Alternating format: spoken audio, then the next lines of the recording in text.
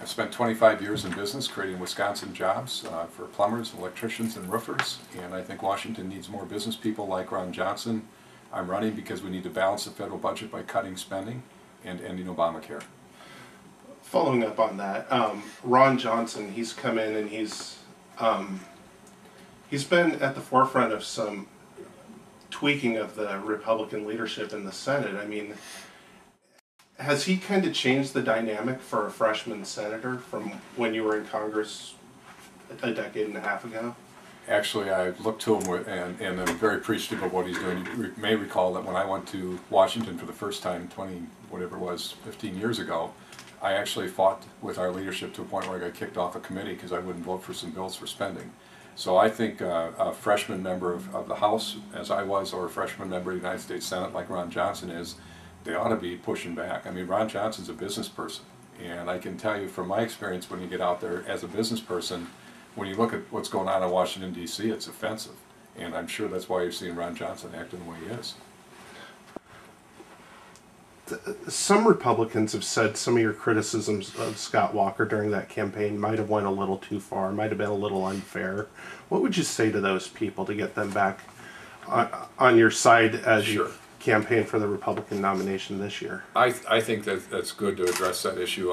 Remember, the minute the primary ended, we endorsed Scott Walker. And the next morning, when we get out of bed as a candidate who's lost a race like that, you've really got three choices. You can pout, or you can do what a lot of folks in the media would like you to do, and that's drive a wedge between the two of you. Or you can get on board and make sure that the people that voted for us also vote for Scott Walker, and we chose that. We campaigned with him, we did public appearances with him. Remember, we won 42 of the 72 counties in the state of Wisconsin, and just as there were some folks feeling that way about us, we had a bunch of folks feeling that way in reverse. My job after the primary ended was to make sure that the folks that voted for us in those 42 counties where we did win the majority got on board with Scott Walker and elected him as governor. So that's what we did. That's what we spent the rest of that time doing, making sure that Scott did get elected. Since then, and with this whole recall, both my wife and myself have contributed substantially to the Scott Walker recall campaign, and we're actively involved doing everything we can to make sure Scott Walker is reelected as our governor.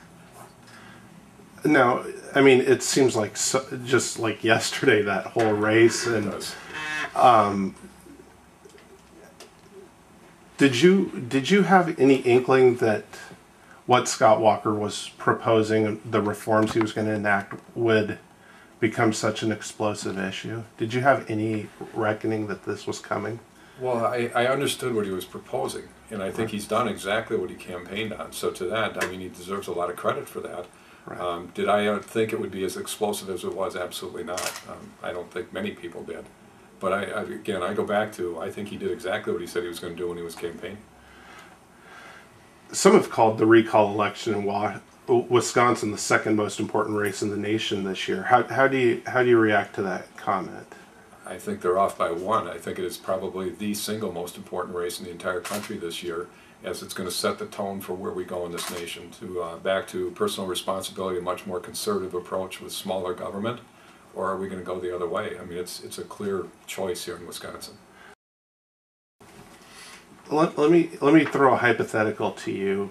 Say the Republicans win the United States Senate and keep the House, but Barack Obama wins re-election.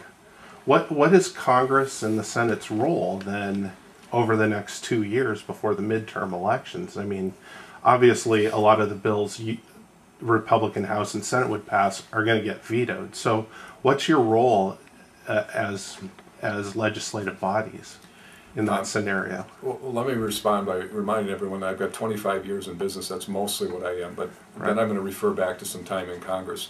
Remember when I went to Congress back in the 90s, we faced economic times much like these. Bill Clinton was the president, and we had a Republican House and a Republican Senate. So with that Democrat president and a Republican House and Republican Senate, we managed to get the budget balanced. And I don't care who gets credit for it. The point is, for the good of this country, we got our financial house in order and our economy boomed by the time I left. So I think the role will be very similar to what it was when I went to the House of Representatives back in the 90s. The economy is very similar.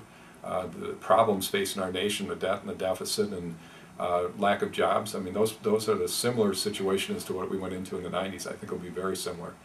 I'm the only candidate in this race who can bring both the business experience in the private sector and the ability to say I've been there before in a similar situation and we got the job done. With jobs and the economy as the top campaign issues this year, what is your message on those topics?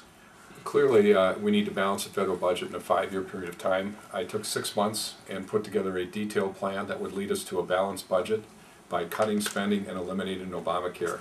We have 150 specific line item entries in here, programs that can be reduced and or eliminated to get us to a balanced budget inside of that 5-year period of time.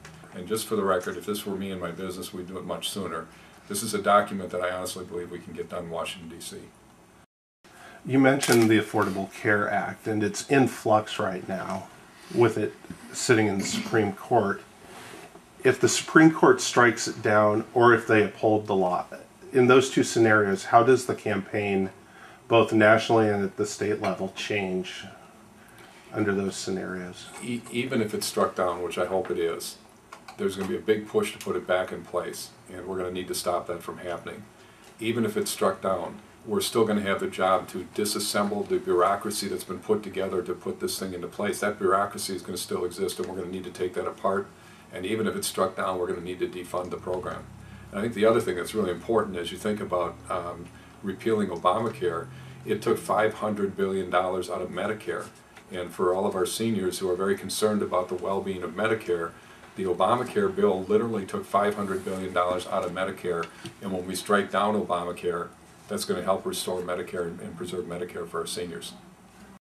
As someone who's been in business for 25 years and as a former congressman, did you ever think you'd see the day when so many Republicans from Wisconsin were in such prominent roles nationally, with Reince Priebus as the RNC chair, Paul Ryan authoring the budget document that's become a hot button issue, and of course Governor Walker becoming a national figure because of the collective bargaining laws? I mean, did you ever see? Well, and I think you're missing one. I think Ron Johnson is a rising star in the Republican Party in that Senate. I mean, he's literally doing what he needs to do to turn that place around out there. So I'm glad to see it. I think Wisconsin is leading the way in the nation, and that's why when you think about the recall of Scott Walker, I just think that's the most important race going on in the whole country at this point.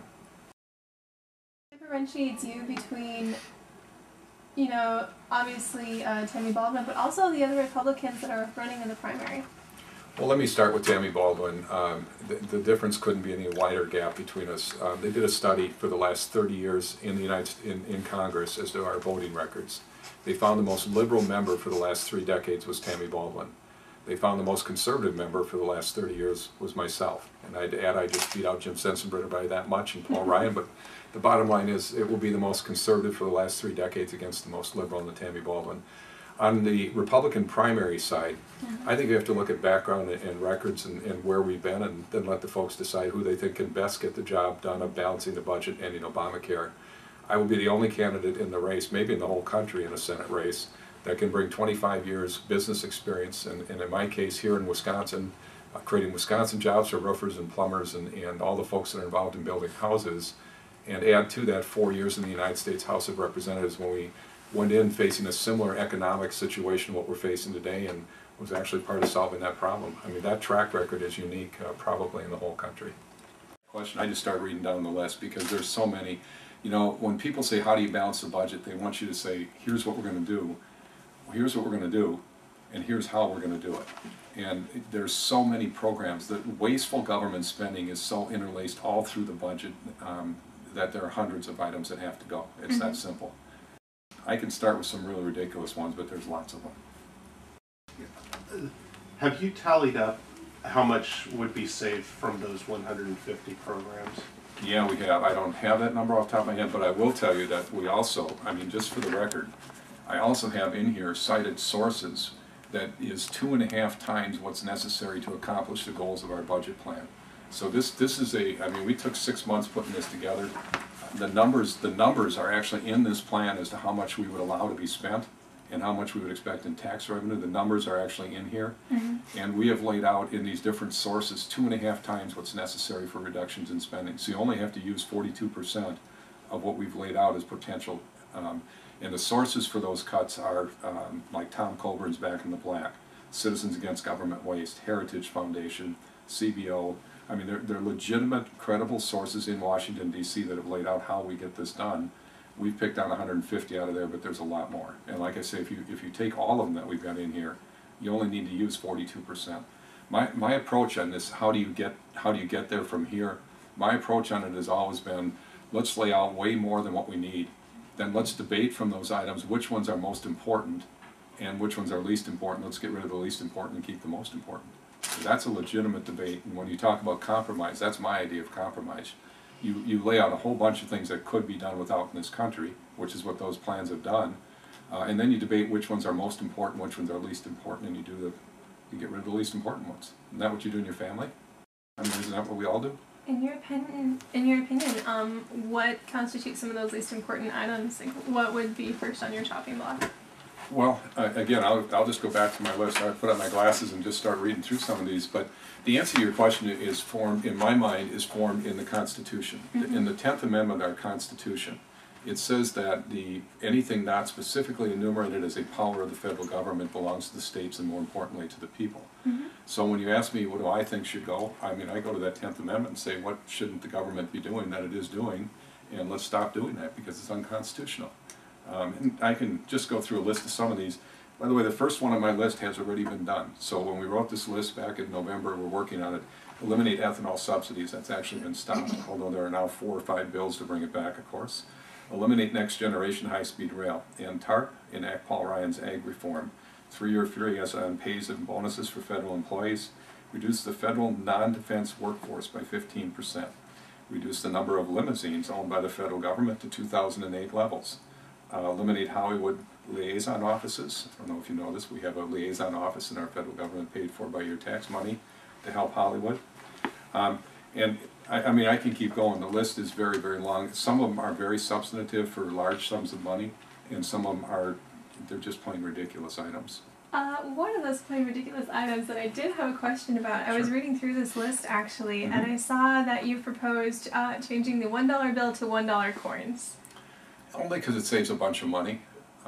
Actually, I have one of those if you'd like to see it. Are we talking Sacagawea dollars? Or? No, actually, someone gave me one of these the other day. I actually have one. That's what they're talking about doing. And my understanding is that's an actual $1 coin that they're talking about minting. So, and if it saves the taxpayers a whole heap of money, I don't know, I think we probably could get along with that. Is it just cheaper to make the coins than it is for They the last longer. bills? They last longer. Okay. And I just believe that our founding fathers thought that America was to be run by people who came out of the private sector, a Ron Johnson type of person, and then go and serve their government and return back to the private sector, and that's how I feel. I would support 12 in the Senate, 6 in the House. I would support 12 in the Senate, 12 in the House. A lot of different term limit bills that I would support, but I just think it's important that we get people from the private sector back in government, and it's just almost impossible with the incumbency plan the way it is today.